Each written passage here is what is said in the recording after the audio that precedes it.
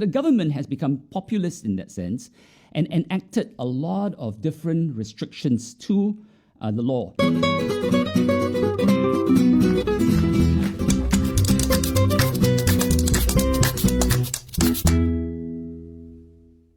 Hey everyone, welcome to another episode of In Our Humble Opinion. Ayo!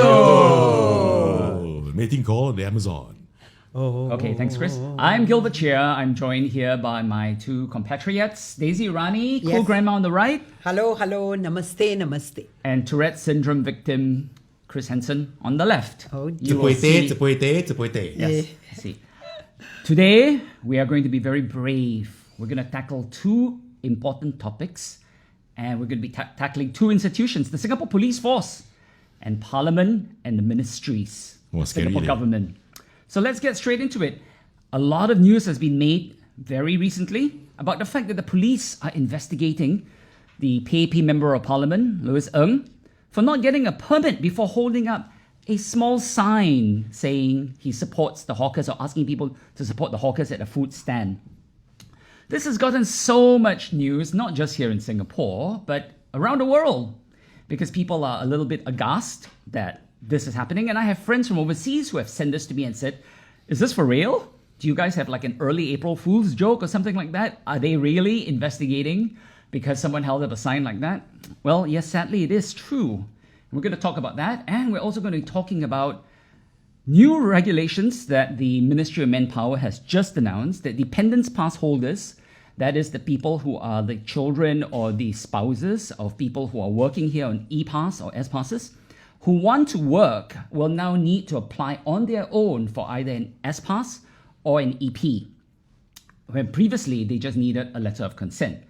So this is a lot of implications that many people may not know about, so we're going to talk about that. So let's start first with this reverberating information announcement that the police are investigating MP Louis Ng. So just very quickly, he was at the hawker center and holding up a placard, and this was last June during the COVID lockdown, to support hawkers and tell people to support hawkers. Now, why did this surface now, recently? Many people may not know this, but the Online Citizen, which is a local website, actually raised this point and asked the government and police, are you going to investigate Louis Ng for holding up the sign? And this was a tit for tat for the police investigating the activist, Jolovan, for holding up a happy smile face outside on the roadside. So, this is how politics is, unfortunately. So the police, when they are alerted or they are challenged, they do what they're supposed to do and they go in, investigate. So let's get into it. Daisy, give us your thoughts. Well, I think that first of all, one must understand that the Public Order Act, and under this act, an assembly means a gathering or meeting with the purpose of demonstrating support for any kind of opposing views or action. And if you take part in a public assembly, you need to take a police permit. Now, simply put, the question here is not whether he was a member of parliament, whether he was a member of public. The question simply is, was he breaking the law? Now, if you just look at it in through one lens, you might think he was, because he was at the hawker center and there were, lots of them, and it felt like an assembly. And at that critical moment, he kept on holding up this placard, which could mean that it's an assembly and you are trying to push an agenda. Having said that, is it the spirit of the law? Does it go with the spirit of the law? And that's the debate. So the law is not saying that do this or don't do this. I suppose where the police are coming from is, you can do it, but please take our permission. But importantly, now for me, the word assembly has totally changed, because we can understand the difficulty of people trying to understand what is this all about. That's because there is tons of messaging going on the social media. All right. The illegal assemblies today, not illegal, but an assembly today could be the entire social media, all the netizens that you are posting to. No, that right? doesn't qualify under the law. Exactly. You're talking about people no. gathering So in exactly. So person. that's what I'm saying. Yeah. So what happens is, according to the law, it's a physical assembly, right? But the spirit of the law, you are confused because you say one Who's placard. confused? No, when people read this, there is a debate going on. Is this right? What the police did. So according to the law, physical assembly, the police could be right. As the spirit of the law saying, was he doing anything wrong? It was just a placard. Why are we making such a big ruckus? Okay, Chris. Where I'm concerned, I want to finish off by saying Sure. that we saw a post of Lee Hsien Loong with placards saying that, something to the effect of Singapore, let's come together and make Singapore special. Now, that's a placard. He's on the social media.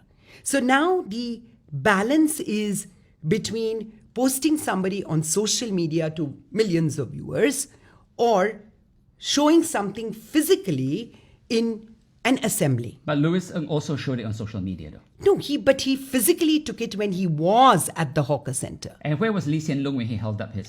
I just saw the post. Yeah, So okay. I'm just So saying. it's important to no. So distinguish. that's what I'm Yeah. saying. The debate is about this balance, as in what constitutes today an assembly. So for me, that's an important point as well. Okay, before I pass it over to Chris, I just need to make a clarification here so that we're all clear about this. The law has a distinguishes between a public assembly and an assembly. There's two, no?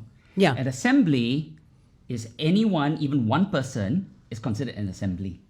Okay? Okay. A public assembly is when there are more people in a public place. True. But Okay. where Louis Ng was concerned, it Yes. was a public assembly because he was at a hawker center. And there were lots of hawkers around. He wasn't just alone. No, that means to say he went alone by himself. So that is an assembly, and that also requires a permit. So both assembly And public one person and a public assembly requires permit. Physical.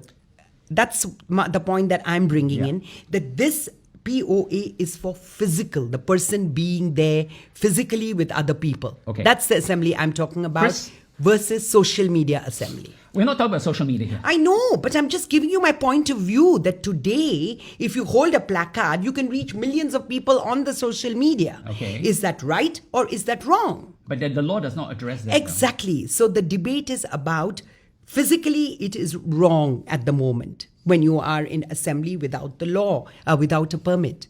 But what I'm trying to say is today we've moved on because you could use the platform of social media with that placard and reach millions of people through that. How does that work for the law, would my question be? You know what I'm trying to say. Okay, doesn't. But that I hope the listeners know where I'm coming from, because for me, let's say if he had looked into a camera and just said, "Please support my hawker friends," would he have been arrested? Of course not. Is my question. Of course not. Exactly. So he was But arrested because what he we're did talking it. about here is the bizarreness of the police investigating him holding up a sign at a hawker center. I don't think it's bizarre. I think it's. Okay, I think it's bizarre. Yeah, because it's let for Chris the speak. law. Let Chris Yeah. speak. He hasn't had a word in at all. Okay, Dana. I think it's okay. You guys can talk. You can talk more on this episode. Yeah, because Chris, come this on. is so scary. This episode, No, I don't think so. Scary lah. Why is it scary? Anyway, I've heard the both of you. I actually didn't hear Gilbert's opinion about this. He hasn't. Not yet. I haven't yet. You haven't said anything. Yes. Actually, Daisy said quite a number of things I wanted to say. Not all of it, though. I do agree, where the cops are concerned, they have got to do their job based on the letter or the law. I don't know so much about the spirit of things, though. I just feel, look, besides this being a nation, we are also a community. And as a community, can I use the term protest? No. Because if we say it's a public assembly, you're holding up a placard, and that placard was so small anyway, and it's for something good, like support them, and I really support the people in the F&B business, especially the hawkers and the kopitiam stall owners. I am very much for that, for these guys, because they're not having it easy, and the intention wasn't bad. even if we were to talk about Jolovan Wham and that smiley face thing, these things are so petty. I ask for magnanimity. I ask for, come on, let's be light about some things, Again, as I qualify, okay? I don't blame the cops because they're doing a job. There is a law, okay? But as a community, I don't see how people have been dragged through the mud. And as you said, the online citizen, it looks like they're baying for some blood because it's like a tit for tat. So it does seem that some people are trying to politicize it. Absolutely. But that being said, I don't think that the authorities ought to look at this just because it's being mentioned on social media that you should act on something. Things cannot be trial by internet. Just because maybe there's a populist opinion over certain things. But as a community, I'm more concerned about, I'm going to be so worried if I hold something up or have, excuse me, somebody's scolding me now, or have something printed on my t-shirt and I go, I take a picture and I put it on Instagram. You're going to social media. The discussion is not social media, it's physical assembly. Wait lah. No, so why are you scared? You Wait. can do it on social media. Wait lah. And then I'm in a public space, and it all depends on what's written in my key. And it doesn't occur to you, for example, right? And you take a picture. I mean, does it mean I can get in trouble? Because right now, every little thing, we need to tread very, very carefully now, right? Even if you don't mean it, even if you don't know that you're committing something wrong, hey, then it just spits Chris, you. why is it such a problem? You do something, the police find that maybe this is not in the letter of the law.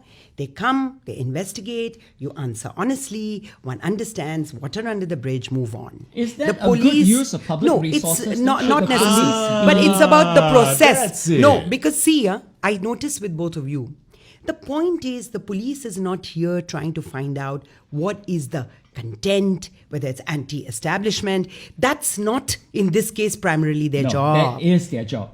To look at the content. Look, Yes. I go to the censor board if I want to do a play. I hand in my script. They review the script and they give me a permission to do or not to do. But the point is, that's a different situation where they're looking at the content. Yeah. Here, they are looking at assembly. Now, if you let it go and you say, oh, come on, they shouldn't be so... Tomorrow, somebody will use it. Remember, we discussed about that MOE where those young people went and they had a bit of a protest against one That's of the... different. That's outright. Exactly. So now, again, it's all about the fair balance, Okay, so we're isn't very it? clear. It's about the Daisy balance. supports the police in this. Let me give my point of view. I think the problem is a badly written law. The law is not specific. Right. And therefore, any Tom, Dick, or Harry who throws up a complaint, it's the same thing with cats in HDB flats. Yeah. Okay? And the dog who It's had to be given illegal. away. It's illegal.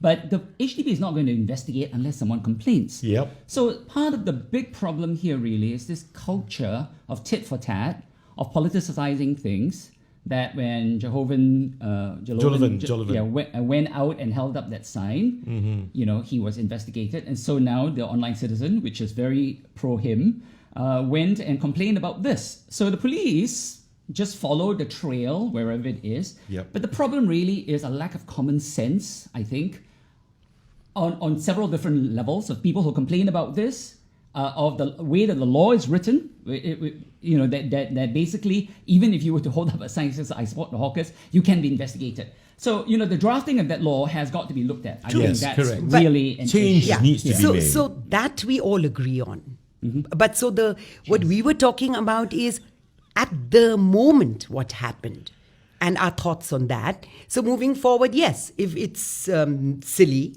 and it does need to be reviewed and it needs to be looked at, yeah, for sure. I also agree with that statement that Gilbert made, that resource Like, for example, our policing resource could be put to better use. Because you think about the police investigation. Yes. How many things will the police investigate?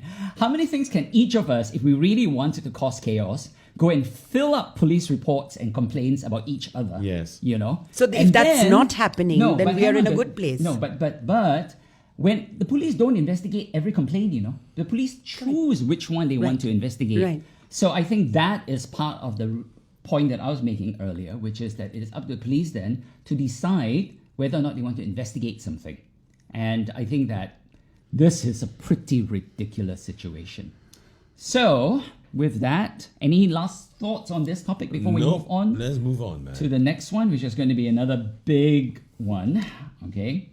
So, just as an introduction, again, the government has just announced that, as I said in my early summation, dependent pass holders who come in and with their spouse or their parent and want to work here will now need to apply for either an S pass or an EP on their own, and not just a letter of consent. So let me give an introduction to this as to why this is an issue.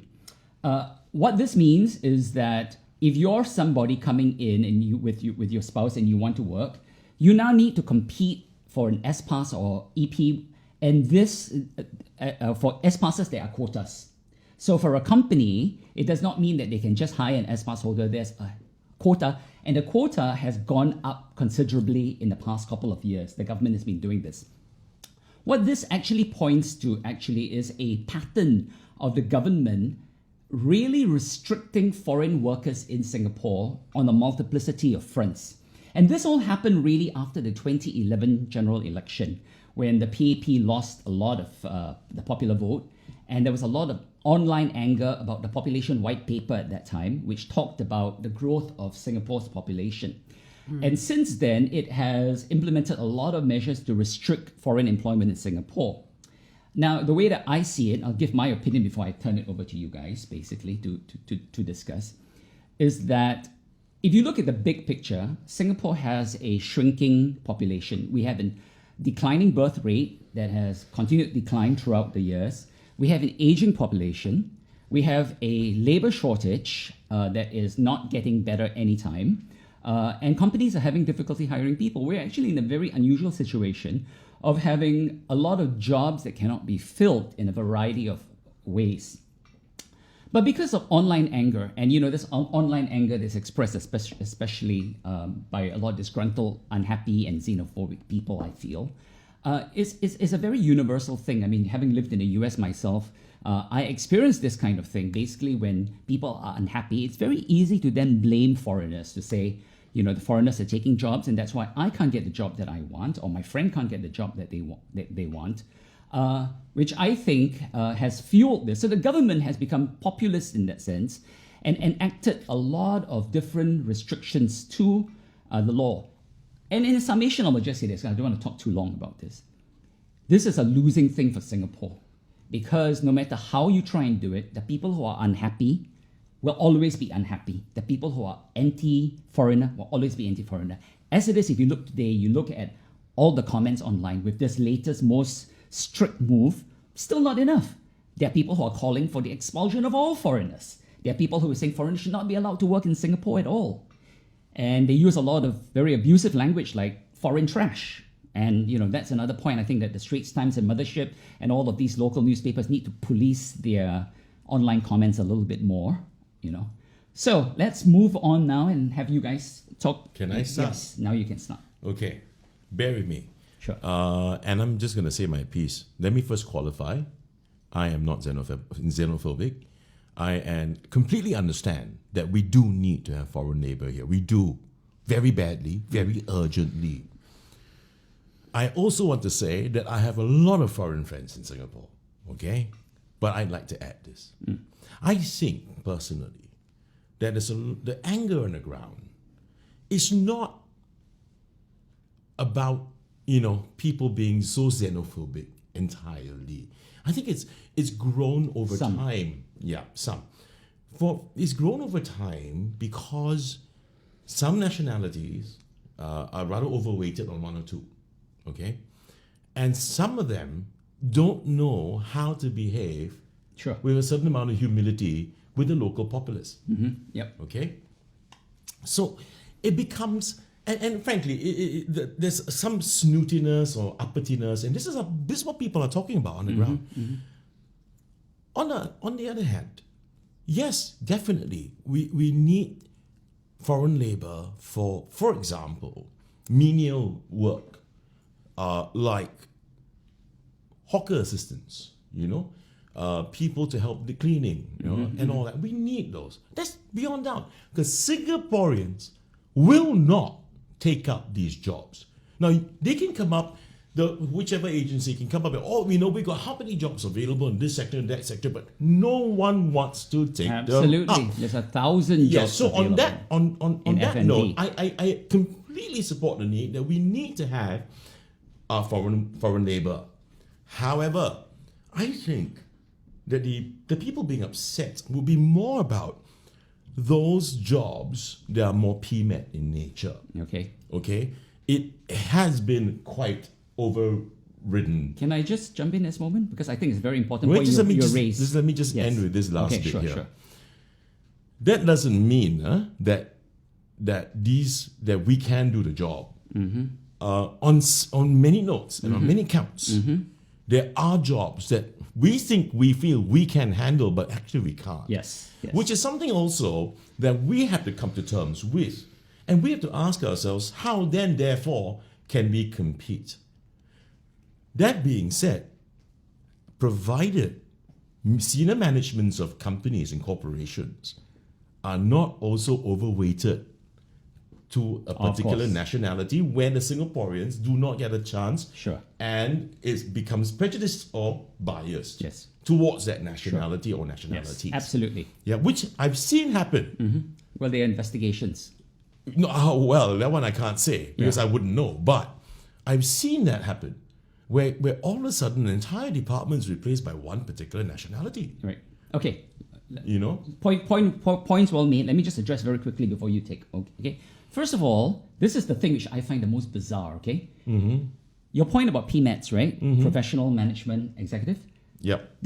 All of the government's restrictions are not at PMETs. They are all on S-Pass. That's the thing. In manufacturing, in construction, and in service. Exactly. So what the government is saying basically is that, okay, you guys are complaining, so we'll put a lot of restrictions in, but we will restrict the companies from hiring the S-Pass workers who are in cleaning jobs, kitchen staff, waitering, service line, hotel chambermaids, all of these are jobs, because we want Singaporeans to take these jobs.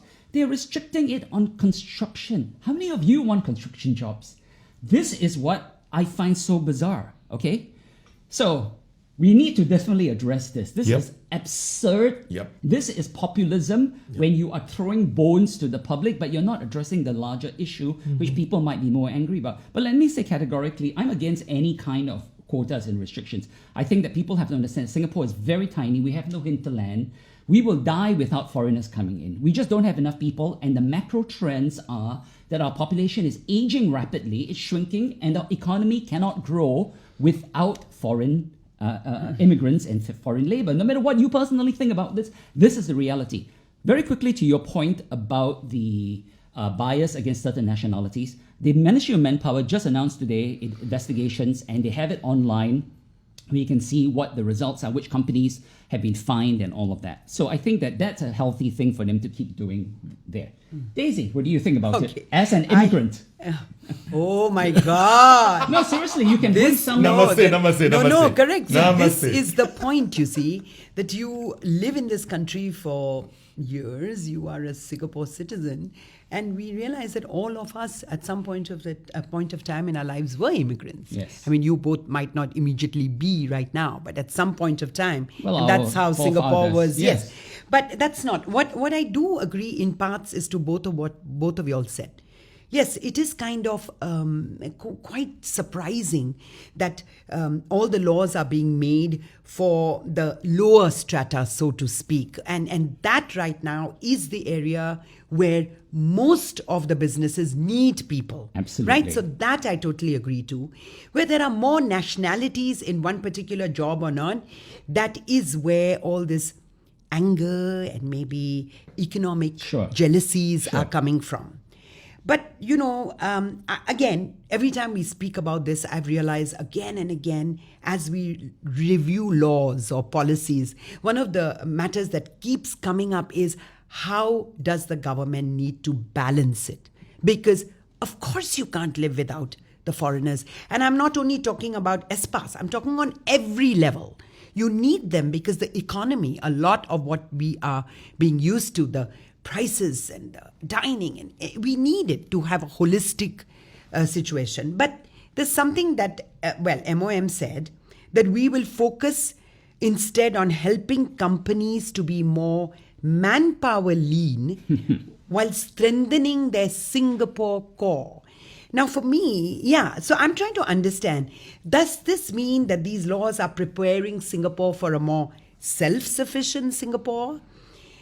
Are you looking at a more productive Singapore? Are you saying that you become more self-sufficient over a period of time? You are less going to be needing foreign labor? Is it, that there will be a point of time where doctors or IT professionals could very well be doing their jobs from where they are and not physically coming and living in this country? It's already happening. But exactly. Will so you what I'm see saying a is doctor just online? right, correct. So so where I'm coming from is, are we paving the way for the future?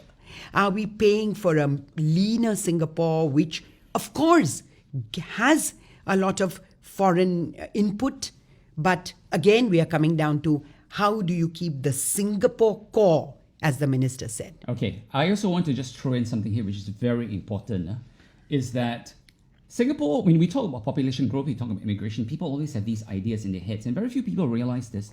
But year on year, our population grows an average of just about 1%. And that 1% includes all the immigration. That if we did not have that immigration, we would be having a negative population growth. Yeah. So all of this hand-wringing about the country being overrun by foreigners and all of that is really just an image. It is not reality. There's something totally different that I want to mention, because like you mentioned the word immigrant, I want to let you know what happened when I came to Singapore. At that time, of course, you are a dependent. I was dependent on my spouse. And we needed a letter of consent to start working. Yes. But there's something I realized, and when I used to meet similar spouses or similar dependents. You see, as far as they were concerned, or we were concerned, the sole breadwinner of the family was the person who came in as the employment, in my case, my husband. And what we tended to do were two things. I went the volunteer path, where I started volunteering in the blind school and all that. And for that, it was very easy to get consent. But I realized that some other people, other ladies I knew, who were educated, Yes. well educated, they were where they came from, they were doing very meaningful jobs, and they wanted to move to Singapore. But what they were willing to do was take a pay cut to remain employed. Mm-hmm. And that is something, I am not aware what it is right now on the ground. But I do realize that if I am just a dependent and I can very well get a job, I am willing to take a lower payment. Exactly. And that is also something that would rile the locals. Yeah. Because the person who wants the job could very well be the sole breadwinner, Okay. in the local perspective. If I may, That's something I remember, you see. if I may say something so that we can end this particular topic already.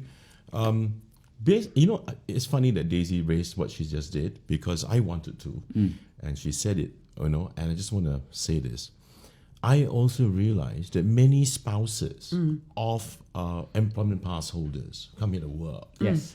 And they actually do a lot of charity work, Absolutely. volunteer work, Absolutely. where many locals don't do. Yes. So I think we need to be a little more mature as a society, that you're not doing some stuff that other people who come here to live and work actually do appreciate the country for. Yeah. But notwithstanding also that there are many, of course, who come here as a land of opportunity, and because the pay is higher. Anyone would do that.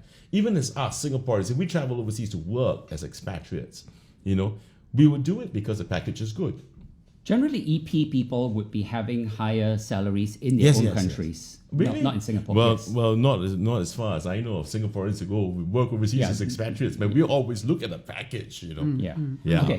So, but just very quickly, also, I think that one of the repercussions of this is that for many people, when they decide whether or not to come to Singapore, they also look at the wife being able to work or the husband being able to work. Right. Like you said, the spouse, Right, because the spouse. that was how it was.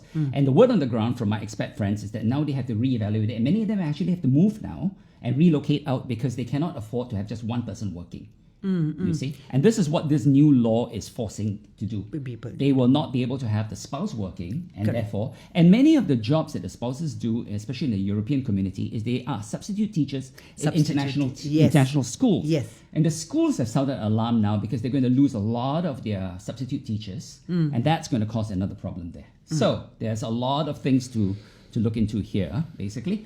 But unfortunately, we've come to the end, and we have to wrap up. So I will let you guys. You go first, then I'll go first, then Daisy will Yes, close. let's Okay. do that. You guys ready for Chris's ditties? Yes. I can do without My the visuals, God. but yes. Let me do this right Yes. in front of the camera, okay? Chris's ditties? Yeah. So looking forward to it, Chris. Those of you on Spotify are so Oh. lucky you didn't have to see that. And you are so lucky this is Later, not I'll being give done. you a close up, okay? Not being done in public assembly. There are no placards. you know? No placards. Okay. I wrote this ditty as a summary of what I feel about both our topics today. So here it goes. So many rules, hard to keep up. Holding up a cut, also kena kiap. But it wasn't a protest, it was a call to support the good people who feed the lot. I hope they'll let it go and make some changes to lighten up as our nation grows. Then there's the problem, too many growing old. Kulikang maizo. Babies pun bo. But please get it right. Many people say, this kind of job go fly kite. Give lah the foreigner. They want those jobs. Don't have to always listen to those who should be labelled as knobs. Thank you very much. Labeled as knobs. Huh? I'll leave that alone. So, in my closing statement, I will speak from a person who spent 20 years as an immigrant in a foreign country. And, it's an amazing experience. I wouldn't have traded it for the world, but it opened my eyes to a lot of things. It made me much more empathetic and sympathetic to what it's like to be a foreigner in a strange country. I faced discrimination. I faced the kind of xenophobia that we now in Singapore, many of us, are heaping upon foreign workers and foreigners. And it's shameful. I would just tell you it's shameful. It is beneath us as a civilized society. I would like to think that the people online who are spewing such hate are a minority, and generally they are. I don't think most Singaporeans feel that way. I think the fact that, and just to reference our topic last week about the Burmese maid who was so brutally Yes, killed, yes. Singaporeans have donated over $200,000 Over for her 200,000. family. Yeah. And that's fabulous. That's just That's wonderful. Yeah, I mean, yeah. really. Thank you. And that shows, I think, Also, there's a kid, the baby that was born premature, local Singaporean parents needed, I think, 400,000. yeah. In the last couple of hours, Singaporeans have raised 390 plus thousand. Yeah, man. awesome. That's So I Awesome. think there's a lot of kindness still in our community. So I think Yes. that, I hope that the xenophobia and the hatred that people are spewing online is just really a minority. But my point to all of us is that you must realize that Singapore cannot survive without the world. We need foreigners, we need foreign investment, we need foreign labor. How we parse this, how we manage this is of course important. But if you take this wholesale approach that we don't need foreigners and we're going to drive them out and you spew hatred, Lee Kuan Yew said this very, very well. He said, once you drive the world away, you're going to have a hell of a time getting the world back. They don't have to come to Singapore, Vietnam, for example, nearby, is wooing them. The Philippines is wooing them. These countries have got so much more to offer than Singapore. So let's not be so arrogant into thinking that we don't need the world, because we really need the world. Okay? Yes, I agree. We do need them. Yes. We do need to be understanding. When you pick up a subject, whether it is law about illegal assembly or applying a law to control a job market, I think it's important not to think selfishly, like you mentioned, but holistically. I mean, what is really good for our society? What is really good for our country, our Singapore? Is it an even playing field for our citizens? Is it beneficial to all? Not just me. And I agree with you there. But even more importantly, we can differ in these matters, but it's our attitude to these subjects that is very crucial. So like Winston Churchill said, attitude is a little thing. Attitude is a little thing that makes a big difference.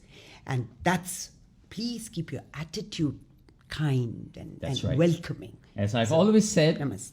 be safe and be kind. Yeah. And remember to find us all the platforms where you can find podcasts, YouTube and Spotify and Facebook. And please find us there. Listen to us. And we'll be back again next week. So thank you. Namaste. Namaste, namaste. Tsapuite, tsapuite. Tsapuite. Thank you. Thank you, guys. See you next week. Bye. Bye-bye.